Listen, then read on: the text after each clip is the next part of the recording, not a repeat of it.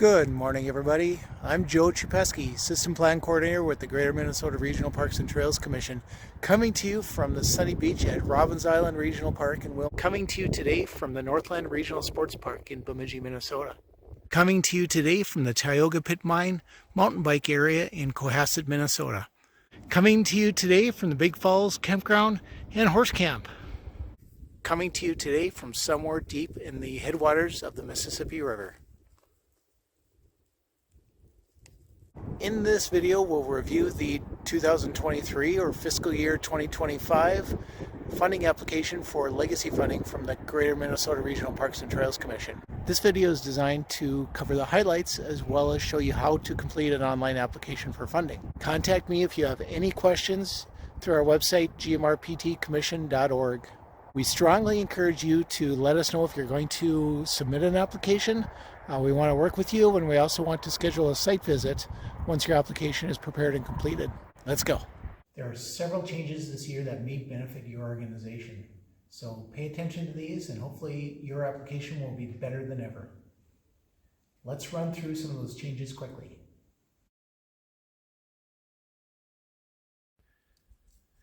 This year, we're creating a new category of projects for environmental review. In the past, legacy funding in Greater Minnesota hasn't funded things like archaeological surveys, State Historic Preservation Office work, environmental reviews, working with tribal historic preservation offices. This year, we are opening up a special round of grants just for that type of work. This pre-application type of project is perfect if you have multiple phases or even just one phase that you want to work through a good environmental review process. It'll help to reduce cost to your organization by funding part of it through legacy. You can apply for up to $50,000 in legacy funds plus a required 20% local match. That can go towards your phase 1 or phase 2 environmental work, SHPO, TIPO, or other types of environmental work.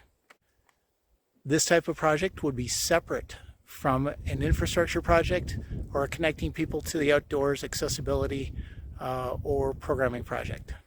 However, it can help you go a long way towards being ready for that type of project in the future. In another big change, we're now allowing contingency funds to be a part of your application. Legacy funds cannot be used to fund contingencies, but it is allowed as a part of your match.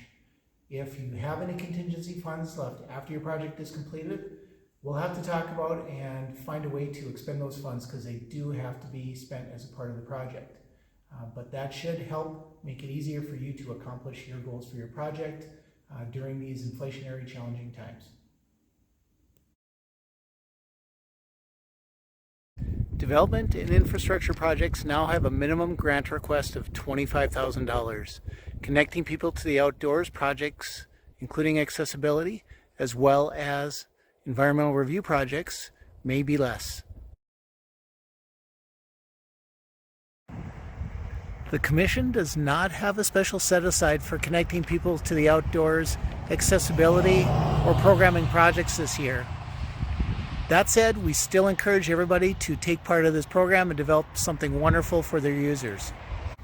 As this type of project develops and grows in its popularity and impact, we strongly encourage our partners to really consider doing something meaningful and impactful for their users.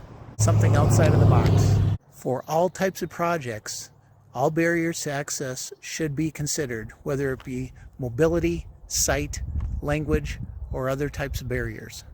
Refer to the non-infrastructure management policy on the GMRPTC application toolbox. Here's a new idea as to how you can simplify your project application, your project description, and make it easier for us to track the changes after your project is completed. Simply take before photos of your site. From there, describe to us in your application what changes we will see after the project is completed. We will still require schematic design and maps of your project site, but the photos will make it a lot easier for us to understand what it is you're trying to accomplish and hopefully make it a little bit easier for you to tell your story. It's also a fun way to go about showcasing what it is you have on your site. We are requiring the photos this year, so take a little time, make it a little more fun, and make it a little bit easier for you to describe your project. As a part of your budget narrative this year, we are now requiring sustainability plans for the life cycle of your grant project, whatever is built or whatever is funded for equipment. We are doing this to ensure that all county and city partners understand what their commitments are for the life cycle of that project or equipment. Since legacy is not typically used for early life cycle maintenance, repair, and rehabilitation, especially if legacy was used to build the facility, it is important to show that you understand what is going to be required to maintain your facility and where the funds to do so will come from. For instance, mountain bike trails and other natural surface trails typically require rehab or some sort of refresh after a 5 to 7 year period. How do you intend to accomplish that? For connecting people to the outdoors projects, CPO projects, refer to our non-infrastructure policy in the application toolbox for the requirements for sustainability as well as final design and implementation plans. Okay, now that all that good news is out of the way, let's talk about your application itself. Most of you know how this works, but we'll recap it anyway.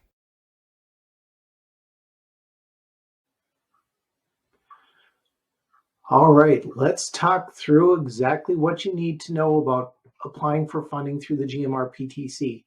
Remember that all applications are completed online entirely through our online portal. So this is the homepage for the GMRPTC, gmrptcommission.org.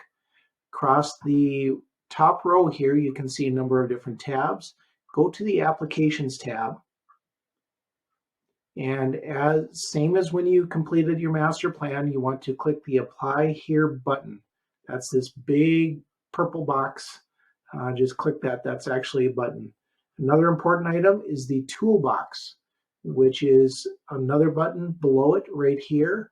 Or you can find the application toolbox by hovering over the Applications tab, and the toolbox is listed below that. We do want to note that the deadline for applying is July 31st, 2023.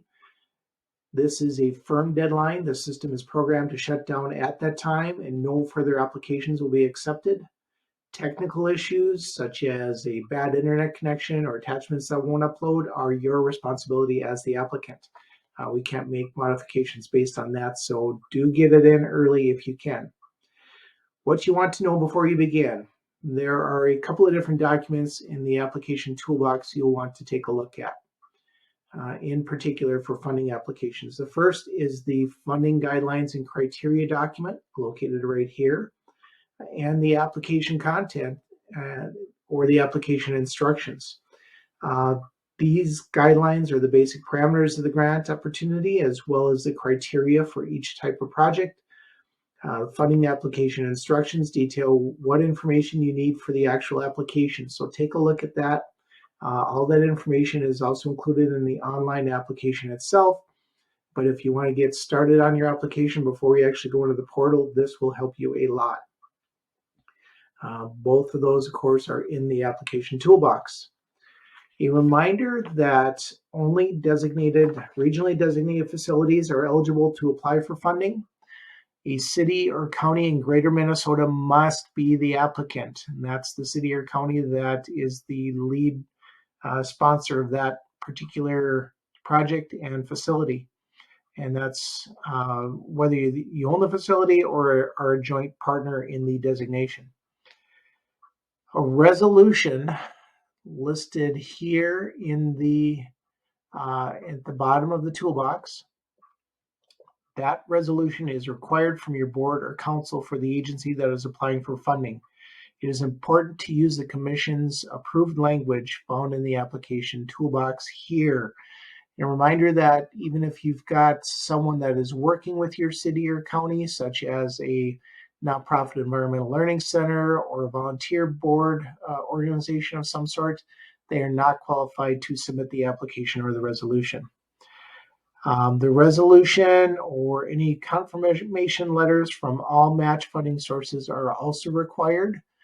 So one of the things you want to start on early is to make sure you get those confirmation letters from your match sources, because those do quite often take some time to round up. You'll also have to submit a site plan that meets our specifications with the application, as well as a complete budget. You can find the site plan specifications in the instructions, and the budget template and a sample are included here in the toolbox as well. Once your application is submitted, we will conduct a site visit of your application, of your facility during the review process. That'll happen probably in August, maybe September.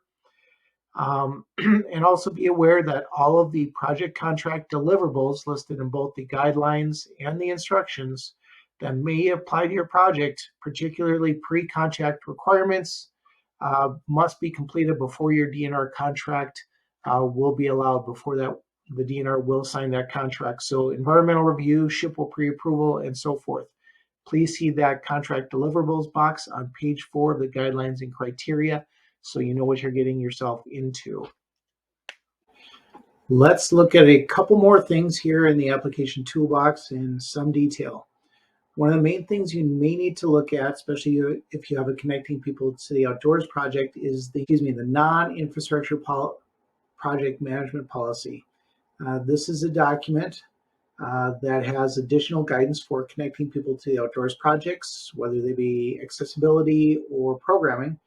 If you will be involved in any of those types of projects, please take a look at this policy. It details what we're looking for in your application as far as planning for the programming or what you want to achieve, as well as the final implementation plan that we will require from you before we will be able to give you a contract for that document, for that project. The other thing you'll want to take a look at is the project budget worksheet found right here, budget spreadsheet template. I'll just pull one of those up. This document is what you will build your budget in. You can provide a reference of some sort, an eligible item detail, quantity, unit costs, total costs, and then on the revenue side in the green headers here, the GMRPTC portion of the funding you're looking for, local match, and then total revenue. You can see where numbers are filled in here. It will do the math for you. So say you need 500 linear feet of asphalt at $100 per linear foot. It'll do that math for you, and you can determine how you're going to break that up. It will also do the math for you as to the total line costs here. And the other part of this you want to know is if you need some guidance, you can just hover your cursor over any of the little red triangles in the corner, and it will give you instructions for how to complete that particular line. If you do need more lines here in the budget, you can just simply go to one of these lines, right click on it, and insert a new line, and that will insert that line, and it should not mess up the math. So that should continue on for you and still have a good total at the end. All right, the next item is the project resolution, found right here at the bottom of the application toolbox. This resolution is required of all applicants. So take a look at it. You want to use the language that is in here. You can change the format to meet your local agency's requirements, but this language is required. Of course, changing names and dates and that sort of thing. If you have any problems with this, please give me a call. All right, a note on the review process. After you submit it, we will conduct a site visit. Your application will also be scored by staff, and the evaluation team, the Commission's evaluation team, will review the application before the Commission considers it for prioritized recommendation.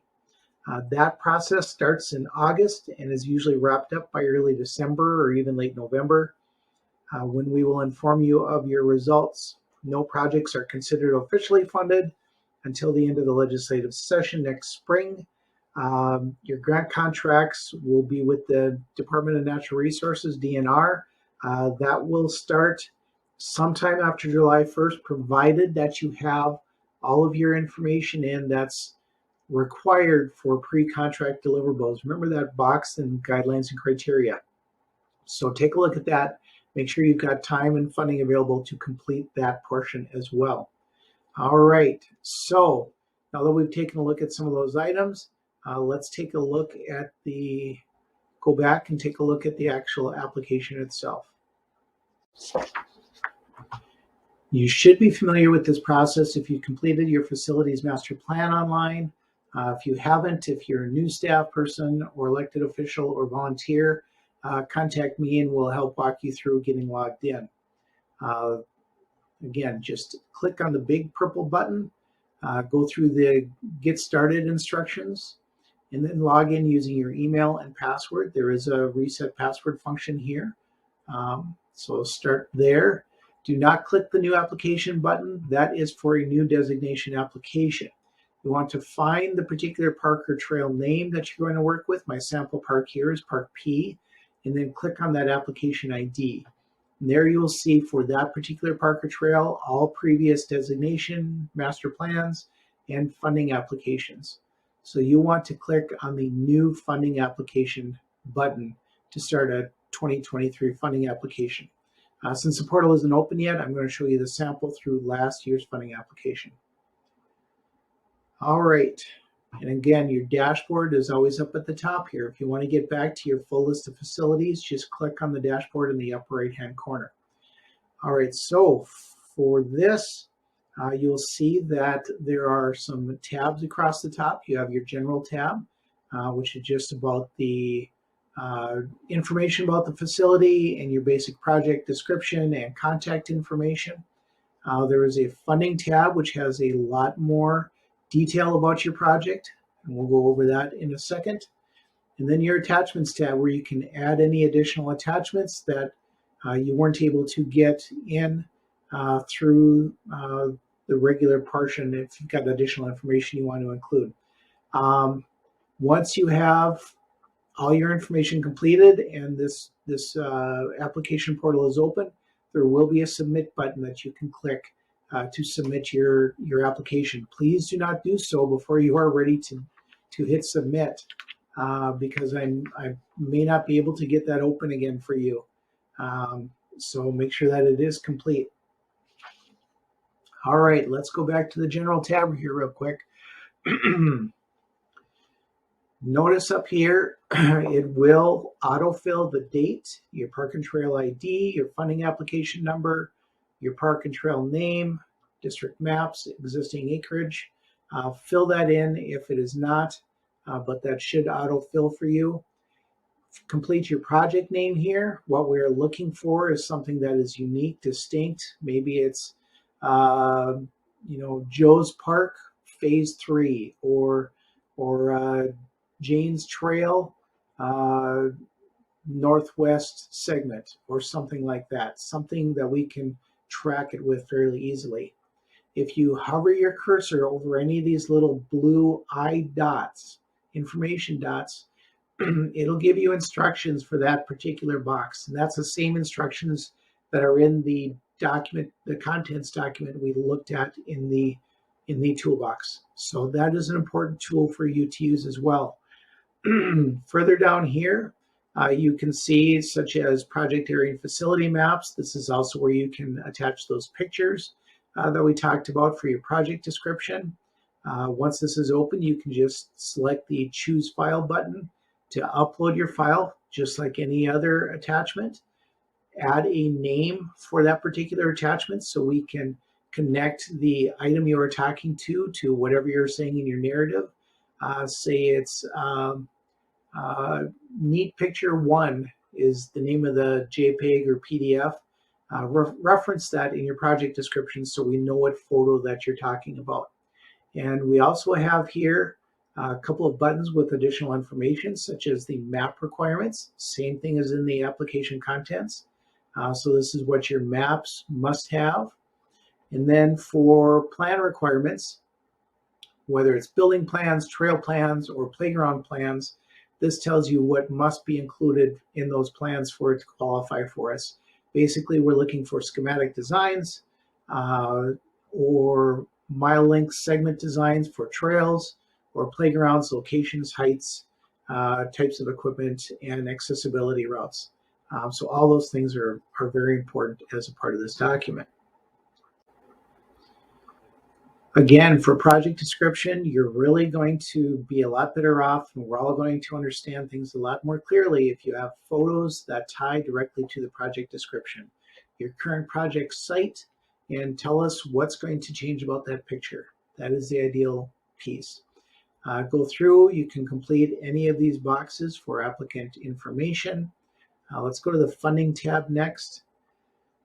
So for this, you will need to figure out which funding category you are, whether it's a park, whether it's a linear trail, meaning a long railroad corridor trail or highway adjacent trail or what have you, as opposed to a park trail, which is a mountain bike trail or walking trail or other type of trail that is included with the park. Those go under the park designation. Connecting people to the outdoors, that includes any type of accessibility improvements, if you've just got some basic improvements you want to make in that area, or programming, innovative programming things. Look at our non-infrastructure management policy for ideas there. And of course, this here, the new environmental project button, which we will actually help you to fund your environmental work, your phase 1 or 2 or EAW worksheet, SHPO work, that sort of thing. So you're all ready to go in the future. Fill out your acres of parkland to be acquired, new trail miles to be acquired, new trail miles developed. All these different pieces of information are required as a part of the document. One of the neat things that we really encourage people to take a note of, where it makes sense, is to use this, what we call the master plan linkage feature. See this double box here? What you want to do is to click on that particular icon, and it will go straight to your master plan. And you can then scroll through your master plan, find the section that correlates or backs up what you're trying to tell us in that section of your funding application, and then simply click on that double icon in the master plan, click OK, and now it is anchored. And you'll see that this icon is now changed to a solid blue box, little blue tab. That means that now when I'm going through the application, or any of our reviewers are going through the application, we can read about your evaluation of impact, what you're doing for this particular project, or your project description. And then we can click on this and go to the point in your master plan where you've got additional information, or you can show how it links into the entire picture for your master plan. Remember, a significant number of points for your project is about how your application completes a regionally significant portion of your master plan. So don't neglect this part if there are ways that you can point out a link between this application and what you're trying to complete in your master plan. Again, here, this one in particular, connection to a regionally substantial component of the master plan, that one can be very important for telling us about how this completes a user engaged portion of the master plan, something that completes an experience for the users. Again, talk about project readiness. Who is your project lead? How are they qualified to be doing this job? If it's a team, if it's an individual, consultants, all of that should be included. Your implementation timeline, be realistic about this. This will impact your budget as well. You're submitting here in 2023, your application during the summer. We will award those supported grant applications this winter. You'll complete your documents, get your contract sometime in the summer or maybe late summer of 2024, when you may want to complete your final design contract documents. You may not be going to bids until winter of 24 and 25. So make sure you understand that implementation timeline. Also reflect that in your budget, because inflation can impact those numbers significantly. So don't shortchange yourself with that at all. And also be aware of when that contract may be end. You have 3 years from July 1st of 2024 for when that project must be completed. So keep that in mind as well. Under availability for public use, remember that this is state funding. There are requirements for public access to the facility.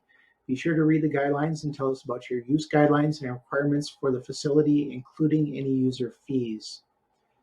Tell us about the design standards that will be used in the final project design and construction and the professional responsible for that design, as well as any project oversight.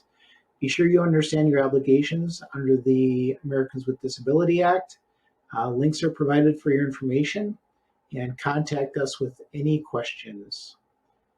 Sustainability plan is that new piece we talked about for this year. We want to know how you intend to maintain, as well as do any refurbishment or rehabilitation during the life cycle for this project. Where's that funding source coming from?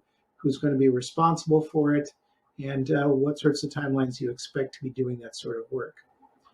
Project cost breakdown. Tell us how much the project components cost and what those component roles are in the project. A good breakdown will follow the order of the project budget worksheet so that reviewers can follow along and understand each component as they look at that budget worksheet. Note that the project budget is best if developed by a licensed professional. This is to protect you so that you don't end up with a project you don't have enough funding for. Don't let unexpected wetland mitigation, substandard design, inappropriate material selection, or just underestimating what it's going to cost to do a septic system sink your project for lack of funds. And then the next section, the funding request breakdown. This is where you give us the basics of the budget. How much are you asking for? Where's the match coming from? What are the non-eligible items? Refer back to the guidelines and criteria for non-eligible items. How big is the total projects? A couple of items to note. Use basic whole number formats, no decimals. Your local match means any funds developed by the applicant agency that aren't legacy and they aren't state. It could include local donations, local government sources, or even federal sources. All must be accounted for, affirmed, and documented. Pledges or applications for funding do not count. A letter of support or commitment for each source must be attached. Again, remember, you can't match state legacy dollars with other state dollars. Local in-kind contributions of labor materials do not count. Only cash contributions can be used. Non-eligible project items must be accounted for. But say you're putting a maintenance shed into your project, we want to know about that being a part of the project, but it should be included in your budget under non-eligible project items. So see that funding guidelines and criteria list for those items. Your resolution, as we talked about, must be a city or county. You can attach the worksheet. Here's where the resolutions can be attached. If it's multiple funded resolutions or your local sources of support, that's great. Add those. Here's where your worksheet can be attached. If you are purchasing new property with this grant, here's where you can attach your qualified appraisal. It must be qualified professional appraisal that meets state standards. No other estimate of the acquisition target will be accepted. State guidelines for restrictions apply. You can see the I button for details or the contents instructions. Again, here's the project deliverables note. This is what must be completed prior to the contract for all construction type projects. Once you've gone back over the application and made sure that all of the information is included, you have no typos, and your attachments are really attached, then you're ready to submit. And please do so.